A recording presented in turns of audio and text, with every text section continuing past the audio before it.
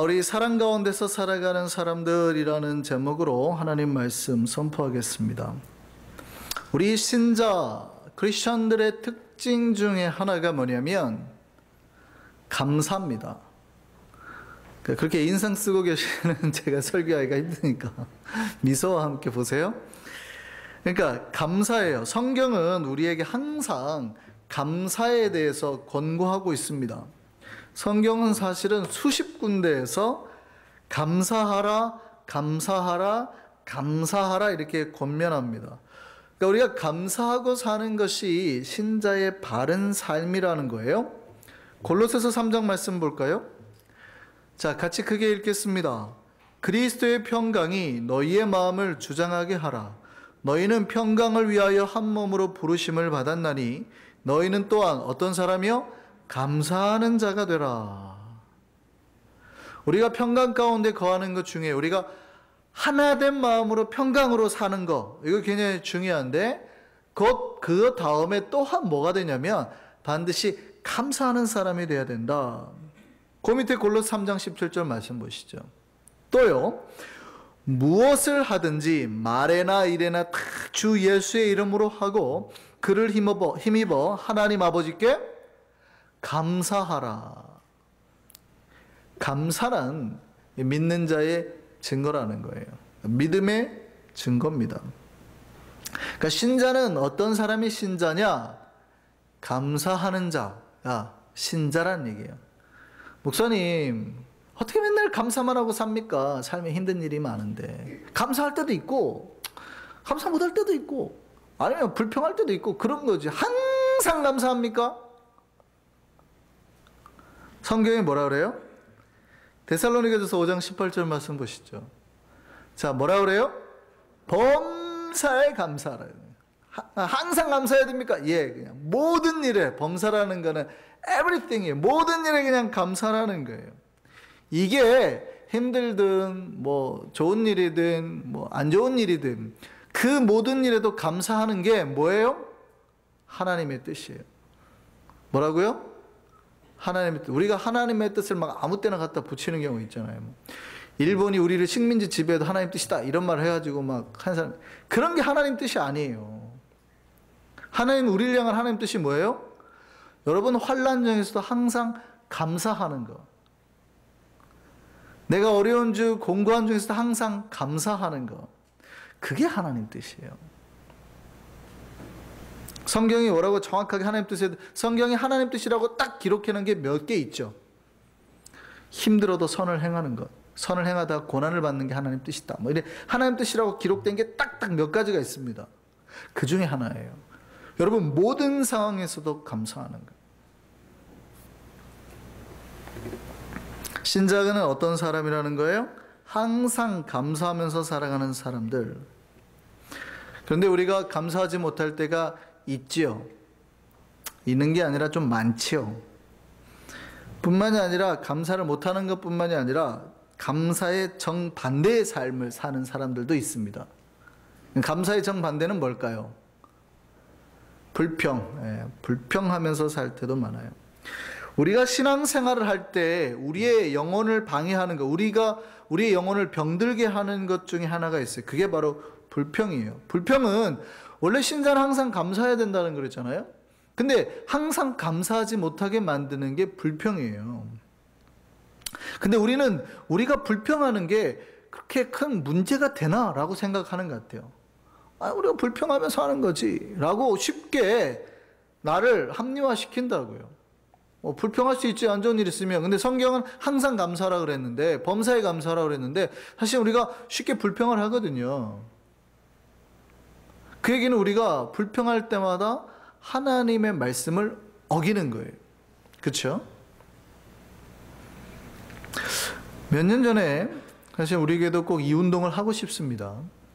하고 싶은데, 몇 년 전에 미국에서 우리 불평하지 말고 살아가자라는 운동이 벌어졌었어요. 제가 언제 소개한 적도 있는데, 운동 방법은 아주 간단합니다. 그러니까 뭐 우리 너무 그냥 당장 할 수도 있어요. 뭐냐면 그냥 교인들한테 밴드 하나씩을 손목에 착용해 줬어요. 거기서는 이제 보라색 밴드를 줬는데 밴드를 하나씩 착용해 줬습니다. 우리가 다음에 할 때는 건강 팔찌 같은 거 하나 해줘도 괜찮을 것 같아요. 네, 이게 밴드인데 그냥 러버 밴드, 고무 밴드 같은 건데, 내가 마음속에 불평이 날 때, 아니면 내가 입술로 불평을 했을 때, 이쪽에 차고 있던 고무 밴드를 빼가지고 그냥 다른 편에 끼면 돼요. 별거 아니죠. 그냥 여기 끼면 돼요. 그리고 또 살다가 내가 순간 마음속으로나 입으로 불평이 나왔다. 그러면 또 빼가지고 이쪽에 끼면 돼요. 아주 쉬운 거예요. 별로 어렵지 않아요. 그죠? 다 할 수 있겠죠. 근데 내가 몇 번을 왔다 갔다 했는지는 아무도 모르잖아요. 그렇죠? 자기만 아는 거니까. 뭐 눈치 볼 것도 없는 거예요. 자기만 알아요? 근데 그럼 이 운동이 언제 내가 이 팔찌를 뺄 수 있느냐? 21일 동안. 내가 21일 동안 단 한 번도 한쪽 손에 있던, 뭐 이쪽이든 이쪽은 상관없이 한쪽 손에 있던 러버밴드를 다른 쪽으로 옮기지 않았다. 스스로. 그러면 그때는 팔찌를 빼요. 왜냐하면 닭이 그 알을 품어서 달걀을 품어가지고 부화돼가지고 나올 때까지 21일이 걸린대요. 상징적인 의미죠. 우리가 내 안에 나쁜 습관, 안 좋은 거를 끊어버릴 수 있는 기간이 21일이라는 거예요. 21일만 우리가 잘 훈련받으면 내 안에 나쁜 습관 하나를 없앨 수 있다고 생각하는 거예요. 그런데 이렇게 운동을 해봤더니 믿음이 좋은 크리스찬이라고, 목사든 장로든 다 포함해서 믿음이 좋은 크리스찬이라고 했는데 이거를 단 한 번에 성공하는 사람은 거의 없다 그럽니다. 거의 없더래요. 어떤 사람은 석 달이 걸리기도 하고요. 어떤 사람은 1년이 걸리기도 했답니다. 그러니까 내가 하루 동안 여러분, 우리는 얼마나 걸릴까요? 우리는 얼마나 걸릴까요? 만약에 내가 이거를 밴드를 뺄 수 있는 데까지 기간이 얼마나 걸릴까요? 하루에도 혹시 여러 번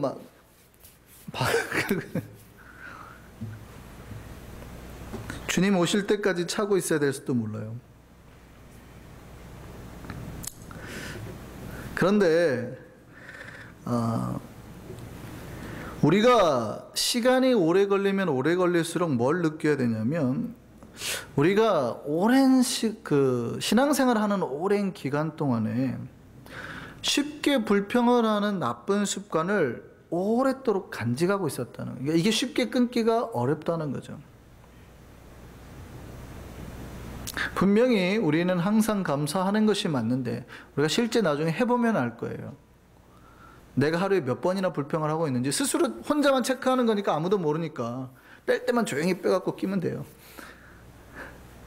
한번 체크해 보는 것도 굉장히 우리 경건에 도움이 될 것 같아요. 이 운동을 할 때 깨닫는 놀라운 점이 있다고 합니다. 그거는 공통적으로 하는 게 뭐냐면, 자기가 자기를 생각하는 것보다 훨씬 불평을 입에 달고 산대요. 그러니까 나는 경건하다고 생각을 했는 사람들이, 나는 기도 생활 잘하고 나는 말씀대로 산다고 생각하는 사람들이 생각보다 훨씬 많이 불평을 입에 달고 산대요. 나는 긍정적이에요. 저는 부정적이지 않아요. 라고 했던 사람들조차도 막상 운동을 해보잖아요. 깜짝 놀란대요. 내가 이렇게 불평이 많았나? 스스로 놀란다고 합니다. 그러니까 우리가 얼마나 자주 부정적인 말을 내뱉고 사는지, 그리고 자기 안에 담긴 그 부정적인 에너지가 얼마나 파괴적인지 알고 놀란대요. 이런 이야기가 있습니다. 예수께서 어떤 두 제자를 데리고 산길로 갔습니다. 성경에 나온 이야기 아닙니다. 지어낸 겁니다. 거기서 예수께서 똑같은 무게의 십자가를 두 제자한테 주고 건너가라고 그랬어요. 그리고 이 길 끝에 예수님이 가서 있을 테니 거기까지 십자가를 지고 오라라고 예수님은 떠나셨답니다. 첫 번째 제자는 십자가를 가볍게 메고 갔어요. 가는 동안에도 그렇게 어렵지 않게 계속 갔대요. 근데 두 번째 제자는 십자가를 메는데 가다 보니까 너무 힘들어요. 지치더래요. 더 무거워지는 것 같아요. 첫 번째 제자는 하루 만에 도착을 했어요. 잘했다. 그런데 두 번째 제자는 이틀 밤이 되어서야 도착한 거예요. 근데 두 번째 제자가 도착하자마자 십자가를 내팽개치면서 불만을 했습니다. 예수님, 이런 법이 어디 있습니까? 왜 저한테는 쟤보다 훨씬 더 무거운 십자가 주셨습니까? 이거 보세요. 이렇게 큰 걸 지었어요. 제가 늦게 온 거 다 그것 때문이에요. 라고 말했다고요. 근데 예수님이 그때 이렇게 말씀하셨어요. 십자가는 둘 다 똑같은 무게였느니라. 아니 그런데요, 왜요? 쟤는 왜 쉽게 십자가 옮겼는데 왜 저만 이 무거운 십자가 옮기느라 쩔쩔맸는데요? 예수님이 그랬어요. 까닭은 네가 십자가를 지고 오는 동안 줄곧 불평을 늘어놓았기 때문이니라. 그 십자가는 네가 불평할 때마다 무게가 늘어나는 십자가니라. 왜 우리가 예수 그리스도의 길을 따라가고 말씀을 지키고 가는데 이렇게 힘이 들까요? 원래 우리의 십자가의 무게는 그렇게 무겁지 않고 충분히 질 만큼의 무게를 주세요. 우리에게 감당치 못할 시험 주시지 않거든요. 근데 어느샌가 우리에게 십자가가 무거워지고 있다고 생각지 않으세요? 왜요? 십자가는 불평을 하면 불평을 할수록 무거워지거든요. 감사가 없는데 이 길이 어떻게 편하겠습니까? 반대로요. 예수님이 그렇게 했어요. 특별히 이 십자가는 사랑을 하면 무게가 줄어드니라. 이렇게 말을 했어요. 그러니까 앞에 있던 사람은 주님을 사랑하는 마음에 감사가 나오는 거예요. 그러니까 십자가의 무게가 갈수록 줄어든다고 생각을 하는 거예요.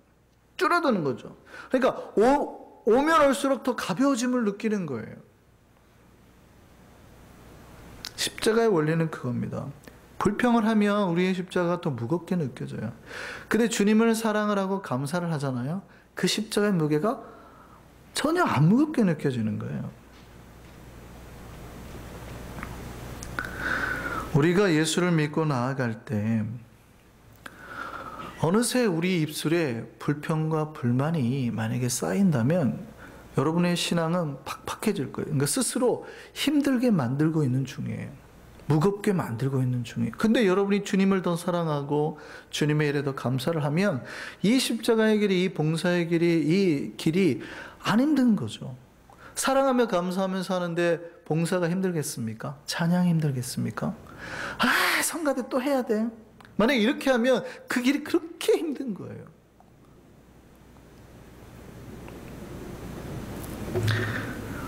우리가 쉽게 불평을 하는 이유는 어느새 우리 안에 감사와 사랑이 사라졌어요. 여러분, 사랑이 그 안에 있는 사람은 쉽게 불평하지 않습니다. 내가 목숨처럼 사랑하는 딸이 있어요. 5살 딸이. 이거 해봐 하다가 뭘 하다 실수를 했어요. 그러면은 아빠가 너는 그것도 못해! 라고 할까요? 아니 괜찮아 이렇게 할까요? 내 목숨 같은 딸이 앞에서 뭘 들고 가다 떨어뜨렸는데 괜찮아 그럴까요? 정이 그것도 못 차리고 그냥 그랬겠더라! 이럴까요? 그렇게 안 하죠. 그렇게 하는 이유는 자기 딸이 아니거나 굉장히 미운 애라는 얘기잖아요. 사랑이 있으면 불평이 나올 수가 없는 거예요. 그러니까 내가 삶에 감사와 불평이 없다는 이유는 내 안에 주님을 향한 사랑이 어느샌가 사라져 버렸다는 거죠. 그래서 우리 안에 사랑이 사라지면 감사도 사라져요. 불평이 등장해요. 신자는 감사와 사랑으로 살아가는 사람입니다. 바울이 우리 에베소서 3장 말씀을 통해서 신자들을 위해서 2가지 기도를 했습니다. 그게 우리가 지난번에 살펴봤던 첫 번째가 뭐냐면 믿음이에요. 우리 속사람이 강건하여서 우리가 든든한 믿음의 반석에 서는 신자가 되기를 바란다. 우리 속사람이 강건한 사람이 되기를 바란다 라고 바울이 첫 번째 기도를 했고요. 두 번째가 이겁니다. 우리 본문에는 정확하게 구분이 안 되는데 영어 성경에는 이 본문이 딱 구분이 되어 있죠. I pray 이렇게 되어 있어요. 그 다음에 뭐냐면 너희가 사랑하는 사람이 되기를 원한다. 첫 번째는 너희가 믿음의 사람이 되기를 원한다. 두 번째는 너희가 사랑하는 사람, 특별히 사랑을 깨닫고 알고 이런 사람이 되기를 원한다. 이렇게 구분해서 말하고 있습니다. 그러면 뭐냐면 바울이 신자, 크리스찬이 되어야 될, 크리스찬으로서 살아갈 중요한 생각 두 가지가 뭐냐면 믿음과 사랑이라는 거예요. 그래서 오늘 본문에서 우리 신자가 하나님의 사랑 안에서 충만하게 살아가기를 바란다 라고 말하고 있는 겁니다. 오늘 그 사랑에 대해서 말하고 있습니다. 크리스찬은 우리 신자의 신앙의 근간이 바로 사랑입니다. 바울은 에베소 교인들이 이 신앙의 기초를 잘 쌓기를 바랬습니다. 그 신앙의 기초가 바로 사랑이라는 거죠. 그러니까 신앙생활 하는 사람 중에 간혹 하나님을 너무 무서워하는 분이 있습니다. 내가 요거 좀 잘못하면, 내가 찬양하다가 틀리면, 교회에서 봉사하다 접시를 깨면 무서워서 지옥 갈까? 내가 막 예수 믿다가 잘못해갖고 죄를 한번 저지르면 지옥 갈까봐 막 불안해해요. 막 잘못 한번 저지르면 뭘 훔쳤으면 막 벌벌 떨어요. 지옥 갈까봐. 그러니까 이런 분의 신앙생활 항상 초조하죠. 우리 한 주가 굉장히 당당한 이유는 사고를 쳐도 제 앞에서 뭐 무서워하거나 그런 것도 없어요. 제가 며칠을 들기 전까지는 얼마나 당당한지 모릅니다. 왜 그럴까요? 내가 자기 아버지라는 걸 아는 거죠. 그러니까 아이들이 자라면서 실수 한 번 안 하고 사고 한 번 안 치고 할 수 있을까요? 근데 그 아이가 사고 칠 때마다 아버지 앞에 와가지고 접시 한 번 깰 때마다 막 눈치 보면서 막 이래 보세요. 그 관계가 좋은 거예요? 잘못된 거예요? 잘못된 거죠. 왜냐하면 사랑이라는 근간 안에서 자라지 못한 거예요. 신자들 중에 그렇게 신앙생활 하시는 분이 있어요. 여러분, 죄는 안 짓는 거예요. 그러니까 죄를 지었을 때 우리 영적인 안테나가 민감하게 작동하는 거는 좋아요. 아, 내 실수했네 라고 하는 건 좋은데, 죄를 지을 때마다 내가 지옥 갈까? 왜 이상한 거예요? 그렇잖아요. 우리 한 주가 밥 먹다 밥을 흘릴 때마다 아버지가 나를 때릴까? 이건 굉장히 이상한 거잖아요. 굉장히 공포에 질려서 사는 것 자체가 굉장히 이상한 거예요. 그냥 혼내면 한 소리 들으면 돼. 이놈 왜 밥을 흘려? 예, 알았어요. 이러면 되는 거지. 이상한 거잖아요. 신앙의 근간은 여러분 하나님에 대한 공포가 아니라 하나님이 얼마나 나를 사랑하시는가예요. 이게 우리의 뿌리가 되어야 된다는 거예요. 바울은 우리 신앙의 뿌리가 하나님의 사랑이라는 거예요. 이 사랑이라는 기초와의 뿌리가 깊게 내려져 있어야 된대요. 그런 사람은 바람이 불거나 여러 가지 고난이 와도 정말 내가 쓰러질 것 같은 심한 환난이 와도 흔들리지도 않고 넘어지지도 않는다는 거예요. 하나님이 나를 사랑하신다. 그래서 자기 독생자를 주시기까지 나를 사랑하셨다. 이런 흔들림 없는 기초가 있을 때 신앙이 건강해지는 거예요. 그게 바울이 말한 첫 번째 그겁니다. 너희가 사랑 가운데 뿌리가 박히고, 이거에서 우리의 신앙이 시작이 된대요. 그리고 두 번째로 뭐라고 말했냐면 터가 굳어져라. 어떤 사람은 예수를 처음 믿을 때 그 사랑의 은혜가 있는데, 여러분 나무를 심어 보셨나요? 나무를 심고 난 다음에는 이렇게 주변을 살살살살 흙을 놓고 밟아줘야 되죠. 그래서 쉽게 그 나무가 뽑히지 않도록 살살살 밟아주고 터가 굳어져야 돼요. 오래된 나무면 오래된 나무 될수록 그 흙이 훨씬 단단하죠. 뿌리가 깊게. 제가 이번에 싱가포르 예전에 간 적이 있었는데요.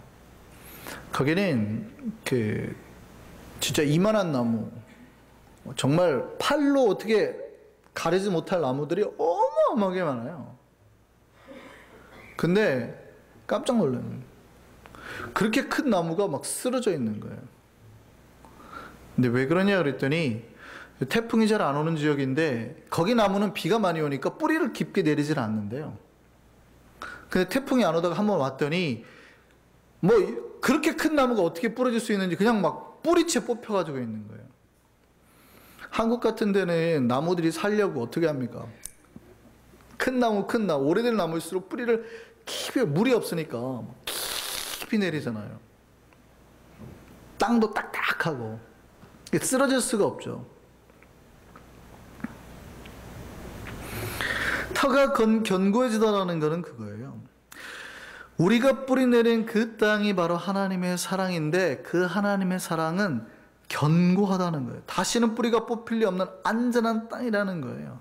우리가 신앙생활할 때 그 하나님의 사랑에 대한 확신 가운데 신앙이 세워져야 된다는 거예요. 그러니까 우리 신앙의 기초는 하나님에 대한 두려움이 아니라 사랑이어야 된다는 겁니다. 하나님에 대한 사랑, 하나님 나를 얼마나 사랑하시는가, 여기에서 신앙의 기초가 세워져야 되는 거예요. 그 다음에 바울이 이렇게 말합니다. 사랑을 알고 깨달으라. 하나님의 사랑이 얼마나 넓고 깊고 높고 깊은지 알고 깨달으라 라고 말합니다. 그러니까 우리를 지탱해주고 있는 이 반석이 얼마나 대단한 것인지 깨달으라고 말씀하시는 거예요. 마치 나를 그렇게 사랑했던 부모님이 돌아가셨을 때 유언으로 이런 말을 했어요. 아들아, 내가 너한테 저 집 한 채 남겨주고 간다. 미안하다. 하지만 그 집이 얼마나 대단한지 네가 찾고 깨달으라 라고 죽었어요? 유서로? 그러면 여러분은 어떻게 할까요? 그 집이 얼마나 대단한지 찾고 또 깨달으실래요? 아니면 우리 부모님은 생전에 나를 사랑한다더니 그냥 저런 지푸라기로 찌그만한 아파트도 아니고 저거 하나 주고 갔어? 그렇게 돈 많은 양반이? 이렇게 하고 불평하고 그냥 다른 사람 줘버리거나 팔아버릴 거예요? 아니면은 왜 우리 나를 사랑하셨던 부모님 왜 저런 걸 주셨지라고 찾아볼 거예요. 신자들 중에 하나님의 사랑이 크다는 얘기를 안 들어본 사람은 없죠. 안 들어본 사람은 없어요. 근데 분명히 뭐라고 그러냐면 그 사랑이 얼마나 정말 넓고 깊고 높고 넓은지 분명히 찾아 깨달으라 그랬거든요. 근데 찾아 깨달으는 신자가 많지 않아요. 대부분 그냥 사랑하신다는데 우리 아버지가 나한테 주신 건 그렇게 좋지는 않네. 하나님이 큰 사랑이라는데 예수 믿고 나니까 별로 그렇게 사랑이 큰 것 같지는 않네. 이러고 사는 거죠. 뭐 하냐면 아무도 하나님이 나에게 주신 그 선물과 사랑에 대해서 확인하려고 하지 않는 거예요. 근데 확인해 봤더니 그 초가집의 비밀을 찾으려고 가봤더니 그 집의 바닥이 금이에요. 기둥은 보석이에요. 천정은 루비와 사파이어가, 그러니까 재산을 다 팔아가지고 부모님이 그거 사는 거예요. 그거 누가 가져갈까봐 지붕에 지푸라기로 다 덮어놨어요. 혹시 유산 이제 상속도 뺏어갈까봐 아들만 주려고.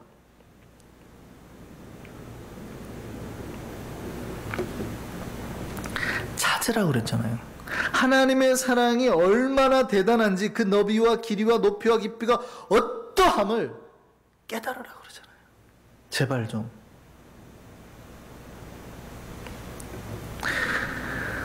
우리를 사랑하신 하나님의 그 사랑은 보석의 집보다도 대단한 겁니다. 그래서 신자는 그 하나님의 사랑이 얼마나 넓고 깊고 높고 깊은지 반드시 깨달아서 신앙생활을 해야 돼요. 그게 깨달아지면 우리에게는 불평보다 감사가 넘쳐나는 삶을 살게 된다는 겁니다. 한 영국인이 욕셰안에 아름다운 별장을 가지고 있었어요. 근데 별장 옆에 큰 바위가 하나 이렇게 솟아 있었습니다. 어느 날 이 영국인이 자기의 딸을 데리고 그 바위 꼭대기에 섰습니다. 그리고 이 아이에게 평생 잊지 못할 교훈을 줘야겠다라고 했습니다. 그리고 딸에게 이렇게 말했습니다. 얘야, 위를 올려다봐라. 하늘을 봤죠? 근데 이번에는 아래를 내려다봐라. 뭐가 보일까요? 바다가 보이죠? 그리고 저 앞을 내다보아라. 그리고 그 딸 이름이 도로시였대요. 도로티야.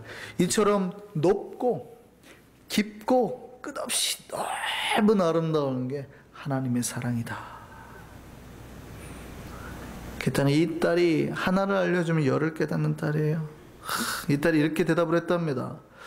아버지, 하나님의 사랑이 이처럼 높고 이렇게 깊고 끝없이 광활하다면 우리는 그 한가운데서 매일 살고 있었군요. 딸이 그냥 멋지게 대답해 주지 않습니까? 하나님의 사랑이 이렇게 넓다 그랬더니 그럼 우리는 매일 그 안에서 한가운데서 살고 있었군요. 얼마나 아버지 마음이 흡족하겠습니까? 아버지가 그렇게 말을 했더니 에이 추워요 빨리 들어가요. 그랬으면 아버지가 그냥 했을 텐데 다 그렇게 던지자마자 딸이 탁 받아채는데 깊은 깨달으면 말을 하잖아. 그러면 우리가 지금까지 그 한가운데서 살고 있었네요.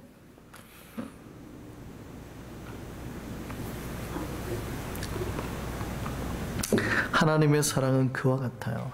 신자는 몰랐겠죠. 매일 하늘을 보고 바다를 보도 하나님의 사랑이 얼마나 큰지 몰랐겠죠. 근데 깨달아져야 되는 거예요. 그 순간 그 메시지가 들려올 때 이게 하나님의 사랑이다라는 때, 아하, 그럼 우리는 여기서 지금까지 살고 있었군요. 깨달아지는 게 신앙생활이에요. 그게 신자가 신앙생활하면서 매일매일 각성하는. 이 각성이 없는 신자는 하늘을 보고 땅을 봐도 그냥 그러냐고 사는 거예요. 매일 그냥 똑같이 아침에 일어나고 힘들고. 근데 그게 깨달아지는 순간 어떻게 해요? 은혜로 사라지게 되는 거죠. 하나님의 사랑 그와 같습니다. 바다보다 하늘보다 더 커요. 그래서 우리가 부르는 찬송가 304장이 그 하나님의 크신 사랑을 노래했죠. 하나님의 사랑을 경험한 사람도 이런 노래를 부릅니다. 찬송가 304장 3절에 이런 내용이 있어요. 하늘을 두루마리 삼고 바다를 먹물 삼아도. 두루마리가 뭡니까? 옛날에 종이를 말았으니까 이 하늘이 내가 쓸 수 있는 모든 책이라는 게, 종이라는 게 페이퍼예요. 이 하늘이 페이퍼고 바다가 내가 쓸 수 있는 잉크예요. 그걸로 하나님의 사랑을 기록한다 그래도 이야, 하나님의 사랑은 다 쓸 수 없을 만큼 크다. 이 표현 아닙니까? 그렇죠? 지금까지 여러분 그 찬송 부를 때 그렇게 이해했었죠? 혹시 하늘을 두루마리 삼고 이렇게 이해한 건 아니죠? 하늘을 두루마리 삼고, 하늘을 페이퍼 종이로 삼고 바다를 먹물로 삼아도 내가 하나님이 나를 얼마나 사랑하신지를 다 쓴다 해도 다 쓸 수 없다라는 찬송이었잖아요. 그게 바로 하나님의 사랑을 깨달은 사람들이 쓰고 만들고 부를 수 있는 노래예요.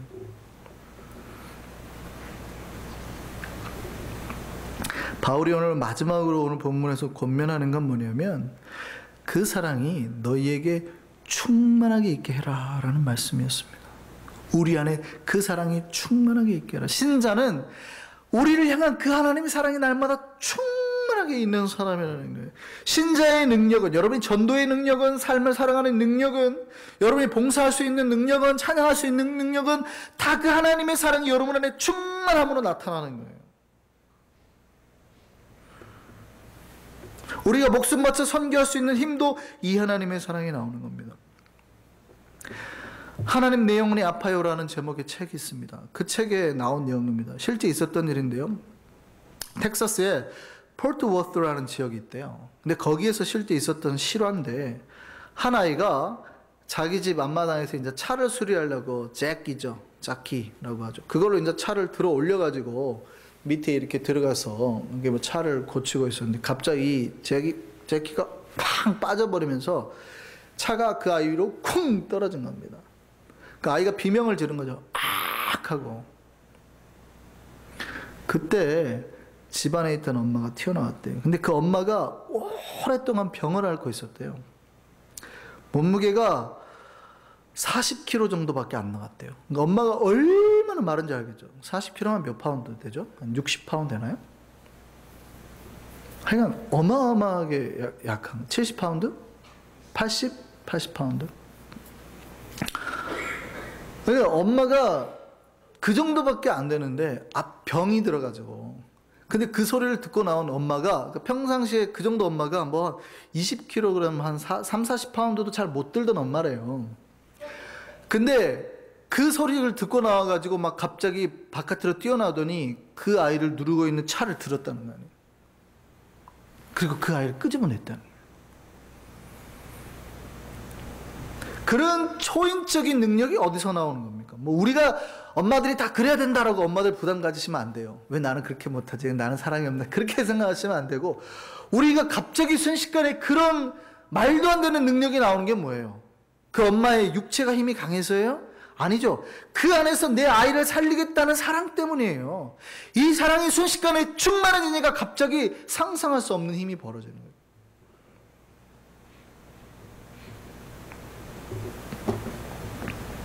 이게 사랑의 능력입니다. 성경은 말하는 거예요. 우리가 이 세상을 살아갈 때 그 하나님의 사랑 충만하게 받아 살아가라는 거예요.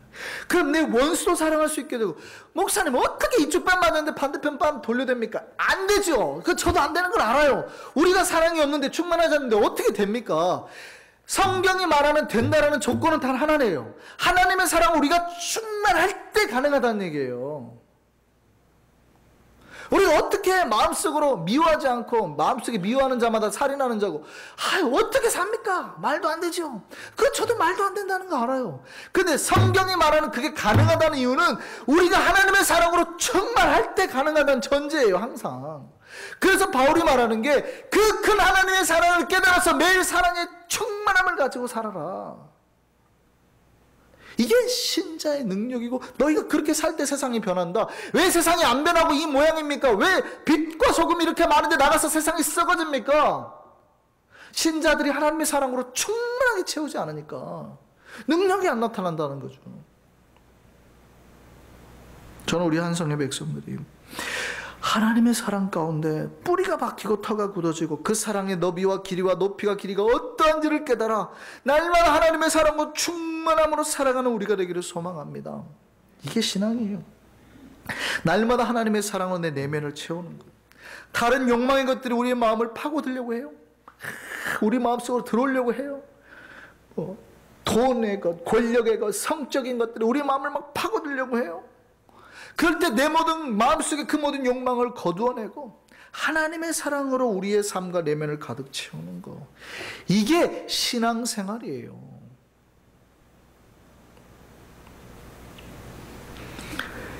이 진짜 신앙의 삶에서 날마다 걸어갈 수 있는 저와 여러분 되기를 소망합니다. 말씀을 생각하시면서 우리 찬송가 304장 찬양하시겠습니다.